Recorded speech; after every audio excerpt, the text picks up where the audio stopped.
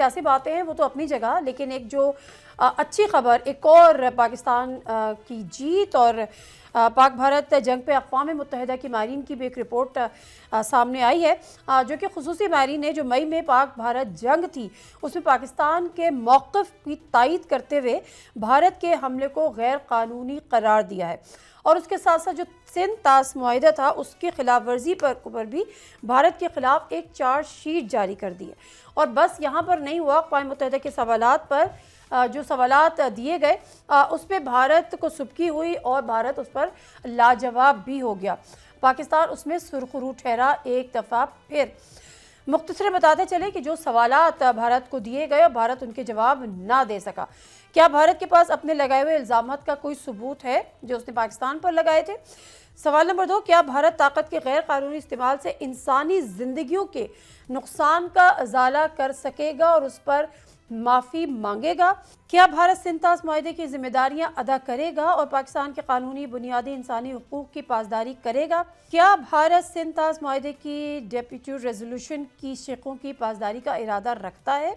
और सवाल ये भी पूछा गया कि बताया जाए कि भारत जम्मू कश्मीर तनाज़े के पुरअमन हल और कश्मीरियों को हक़ खुद इरादियत देने का इरादा रखता है। ये वो सवालात थे जो भारत से पूछे गए और भारत इस पर लाजवाब हुआ।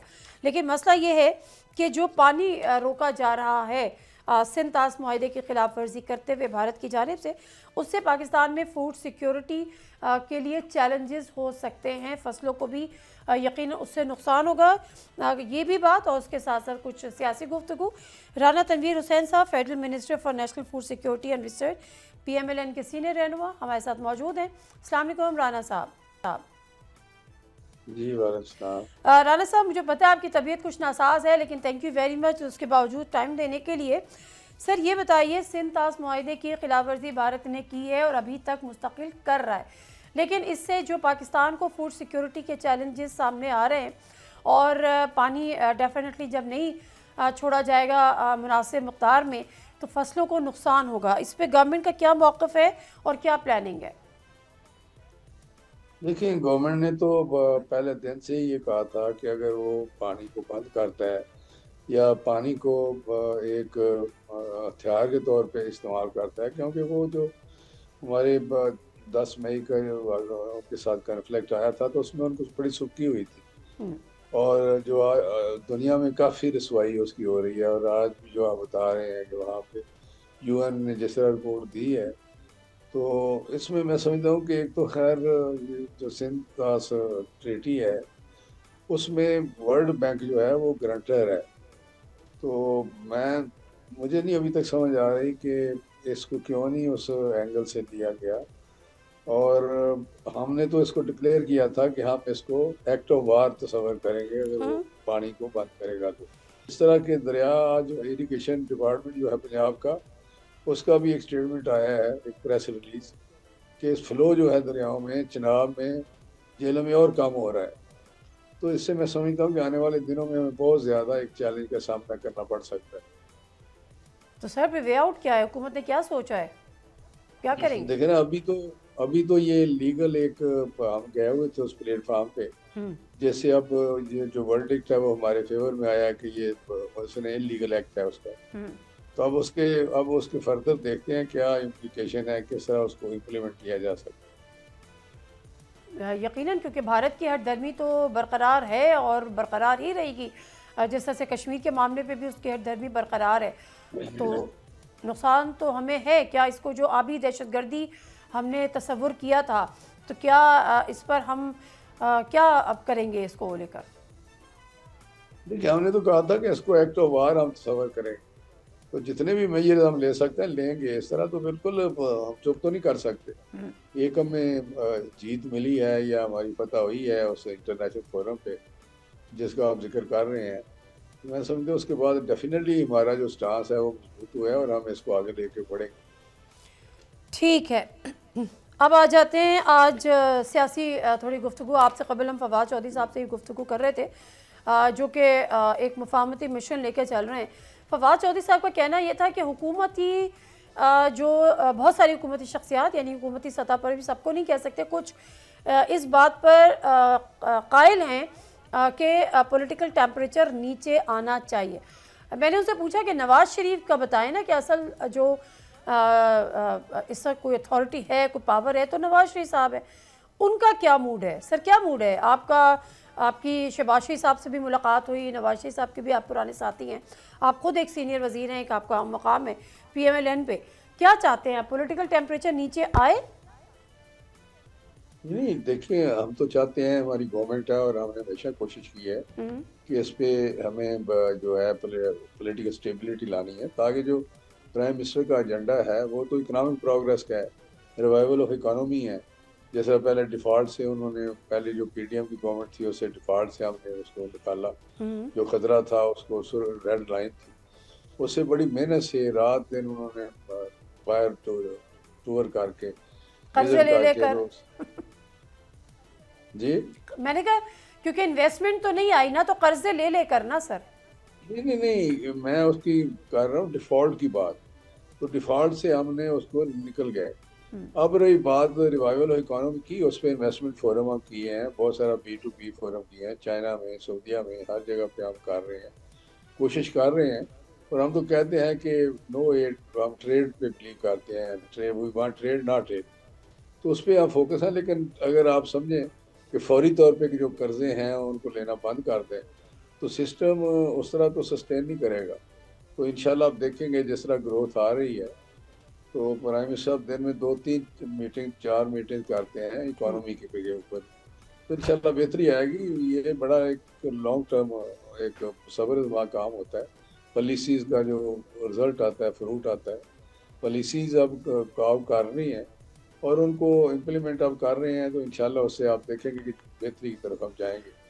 तो इसलिए हमारा तो बयान ही यही है कि हम पॉलिटिकल स्टेबिलिटी चाहते हैं। हम नहीं चाहते कि इस किस्म के जो एलिमेंट हैं जो पाकिस्तान को डिस्टेबलाइज करते हैं या दारों को कमज़ोर करते हैं, या PTI का जो एजेंडा है, किसी न किसी तरीके से उनको इंगेज करें।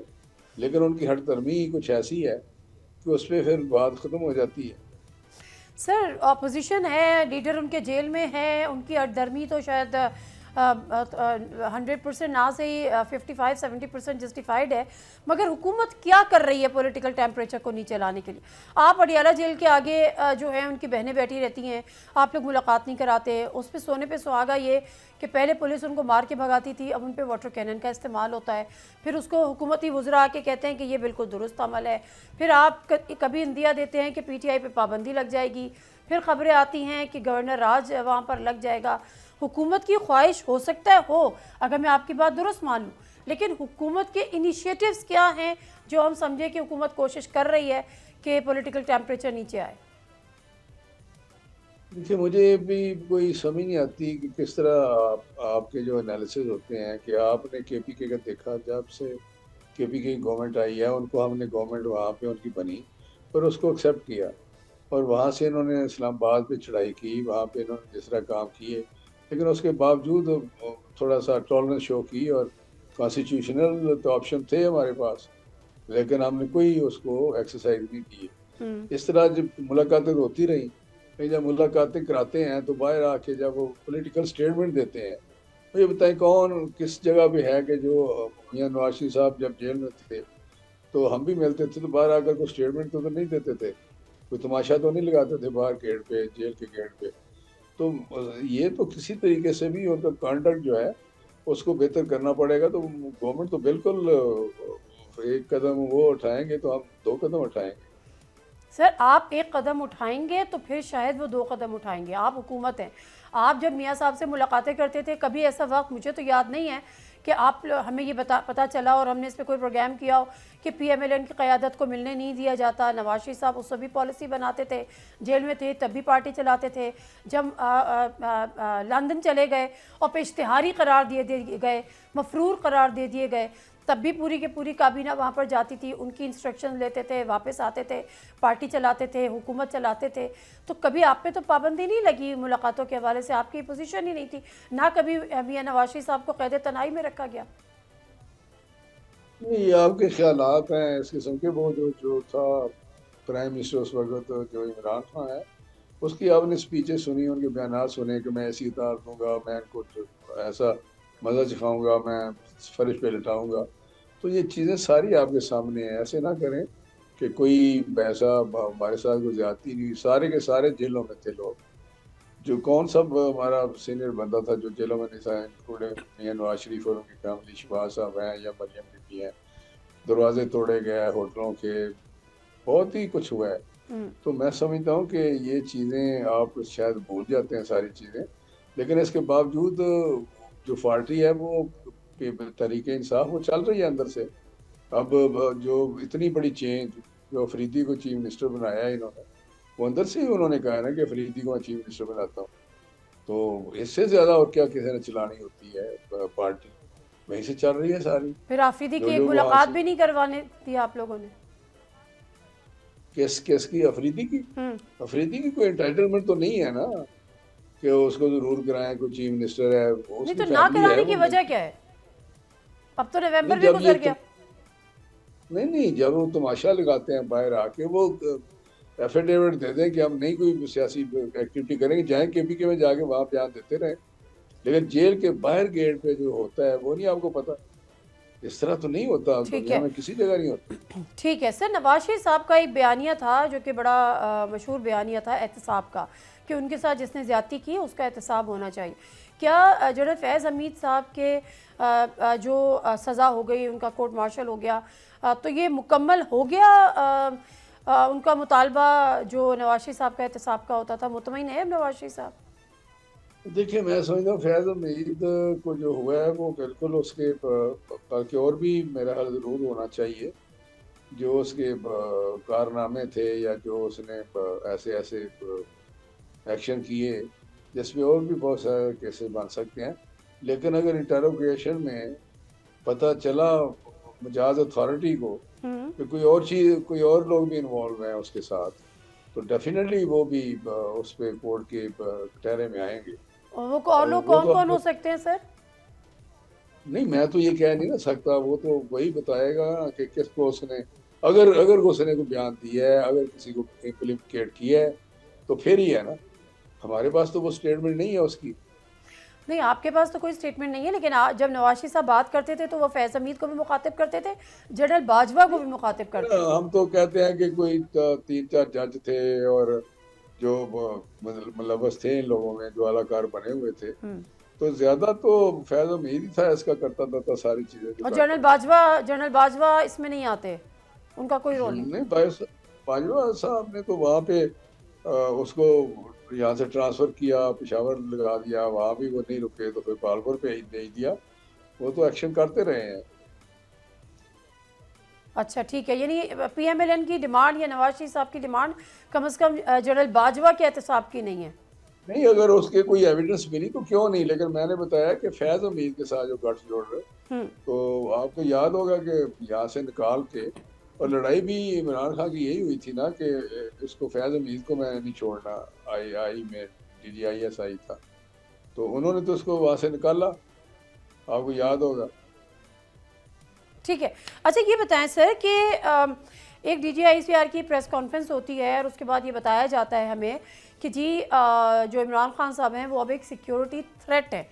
तो अगर वो सिक्योरिटी थ्रेट है तो क्या, और फिर ये इम्प्रेशन भी मिला, सवाल पूछा भी गया कि क्या PTI पे पाबंदी लगेगी? उन्होंने कहा ये हुकूमत फ़ैसला करेगी। अब हुकूमत फ़ैसला करना चाह नहीं रही, फ़ैसला कर रही है, या थोड़ा सा उसको लेकर किसी फ़ैसले पर नहीं पहुंची है? क्या इरादा है? PTI अगर सिक्योरिटी थ्रेट है, इमरान खान सिक्योरिटी थ्रेट है, तो PTI पे पाबंदी लगाने का कोई फ़ैसला हो रहा है या आप लोग फ़ैसला कर नहीं पा रहे? PTI में तो कुछ लोग अच्छे भी हैं जो पाकिस्तानी सोच रखते हैं। चंद लोग होंगे जो पाकिस्तान के खिलाफ उनका प्रोग्राम होगा, इंक्लूडिंग पानी PTI। तो मैं तो समझता हूँ बिल्कुल इसका एजेंडा है पानी PTI का, पाकिस्तान को कमज़ोर करना, अदारों को कमज़ोर करना। तो उसकी जो सिक्योरिटी थ्रेट है वो, उसने तालिबान के साथ जिस तरह गिराव रस्म पैदा की है, जिस तरह इंडिया के साथ बयान वो प्रेस कॉन्फ्रेंस करते हैं, तो ये चीज़ें आपके सामने हैं। लेकिन जस्ट सी वेट, क्या कहते हैं, wait and see. Wait and see से क्या मुराद लूँ, कि आप पाबंदी लगाने का इरादा रखते हैं PTI पे? नहीं, पाबंदी मैंने कहा PTI की सारी जमात तो एंटी पाकिस्तान नहीं था, वो तो चंद लोग हैं। -1 अगर फार्मूला। -1 देखें, पीटीआई अगर कोई मुस्बत पॉलिटिक्स करती है तो मैं समझता हूँ कि हर एक को पॉजिटिव पॉलिटिकल एक्टिविटी करने का हक है। लेकिन ठीक है। अगर यही वो इंतशार और फसाद और नफरत की सियासत करेंगे तो फिर डेफिनेटली कानून हरकत में आएगा। आप देखें तो सही ना। अच्छा सर, आखिरी बात, 28वीं तरमीम कब आ रही है, आपके इल्म में है, या जिस तरह से 27वीं आ गई उसी तरह से 28वीं आ जाएगी? बस उसी तरह ही आ जाएगी, लेकिन अभी तो कोई नहीं है। अभी तो 27वीं भी काम हो रहा है, नहीं तो तो वो 28वीं भी पे आ जो जाए। काम होना है उस पे ये फैसला हो गया, एनएफसी अवार्ड को रिविजिट जिस तरह से किया जाने वाला नहीं, था। वो प्रोसेस देखो, वो प्रोसीडिंग हो रही है। जब कुछ चीज़ें कुछ तय हो जाएंगी तो फिर आ जाएगी, क्योंकि यानी लोकल काम गवर्नमेंट का काम भी है। शुरू हो गया 28वीं यानी तरमीम पर? नहीं, एनएफसी का तो मेरा 2 मीटिंग हो चुकी है, वर्किंग ग्रुप बना दिए हैं उन्होंने 5-6 फाइनेंस मिनिस्टर ने। हम्म। तो उनकी रिपोर्टें आ जाएंगी तो फिर उसके बाद फैसले हो जाए। अच्छा, तो यानी मैं आपकी बात से ये कंफर्म करूं कि 28वीं तरमीम पे काम शुरू हो गया है? नहीं, मैं एनएफसी की बात कर रहा हूँ कि तो एनएफसी के एनएफसी उसी का हिस्सा 5-6 होगा ना सर, अगर इसमें। उसी का हिस्सा है। डेफिनेटली जब ये होगा तो हाँ, फिर उसको कॉन्स्टिट्यूशन में लाएंगे। ठीक है, बहुत शुक्रिया राना तनवीर साहब आपके टाइम का। फूड सिक्योरिटी एक चैलेंज है हमारे हक़ में। राना तनवीर साहब का कहना था कि बयानात आ रहे हैं, यूनाइटेड नेशन के भी हमारे मौक़िफ़ की तायद हो रही है, लेकिन इसको हमने बहुत सीरियस, इस इशू को हमने एड्रेस करना होगा, क्योंकि हमने इसको एक्ट ऑफ वॉर करार दिया था कि अगर भारत पानी रोकता है तो हम इसको एक्ट ऑफ वॉर कंसिडर करेंगे। तो अगला लाएमल क्या होगा, इस पर हम प्लान कर रहे हैं। ताहम पॉलिटिकल टेम्परेचर नीचे लाने की कोशिश है, लेकिन इमरान खान से मुलाकात नहीं होगी, क्योंकि जो उनके बयानात होते हैं वो शर्मंगेज होते हैं। सब्सक्राइब करें और बेल दबाएं ताकि कोई खबर रह न जाए।